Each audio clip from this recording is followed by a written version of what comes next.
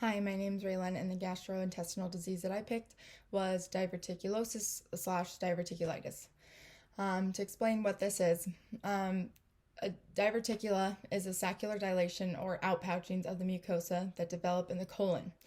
This is most common in the left descending colon because it's the weakest part in the intestinal wall.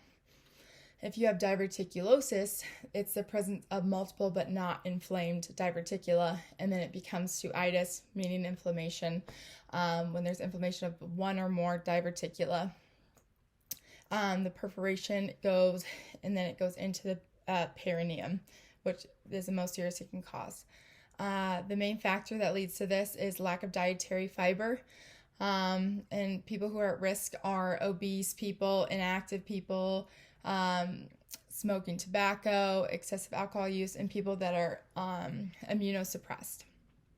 So the pathophysiology of this disease is the lack of adequate dietary fiber slows the transit time, which means it allows more water in the intestines to be absorbed from the stool, and it makes it more difficult for the stool to pass through the lumen. And with the decrease in stool size, it'll increase the intraluminal pressure, and this will then put stress on the weak areas, like we talked about, the left descending colon, and promotes formation of the left diverticula. This is all diagnosed.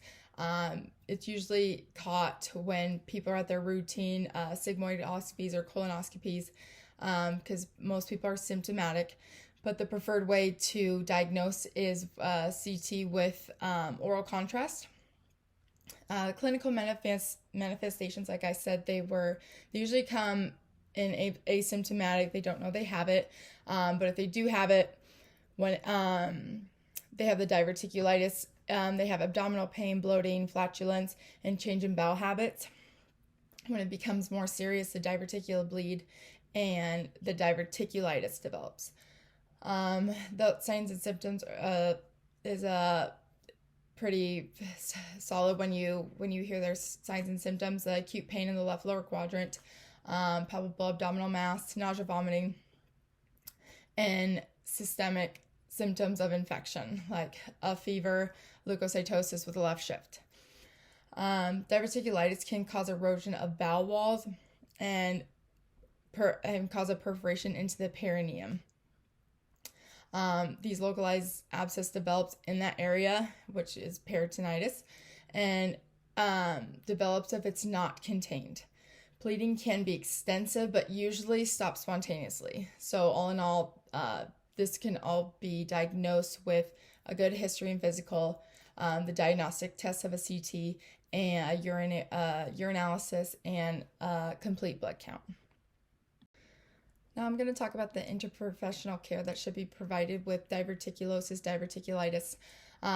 Mostly talking about diverticulitis, it's kind of based on the severity. So if it's diverticulosis, it's mostly just education, letting them know how to not acquire more complications like diverticulitis. Otherwise, if you have diverticulitis, if you are going home, they're usually going to discharge you on oral antibiotics. If you're in the hospital, the acute care goal would be to let the colon rest.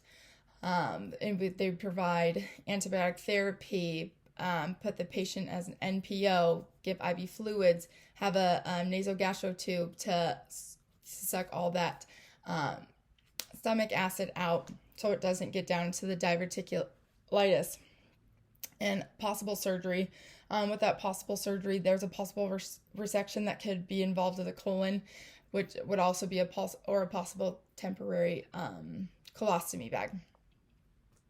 When I use the nursing process to develop a plan of care for the patient, so assessment, I would use a physical exam where I would see the patient probably have tenderness to the left lower quadrant, and the clinical manifestations they're telling me. The diagnosis would be confirmed with a CT abdomen, the CBC with the leukocytosis and a left shift, and a colonoscopy that would be a visual of it. Or plan would be home or hospital, depending on the severity of it. And then I would implement this plan I would implement this plan by giving antibiotics, making sure they're hydrated, and to rest their colon. This can be evaluated by the statement of improvement of symptoms and study, and that we can look into CT now, and there's no inflammation of the diverticula. And then teaching for this patient would be very extensive, with just letting them know the diverticular disease with a full explanation. That the more they understand, the more likely they're going to adhere to therapy and less likely for an exacerbation or complications.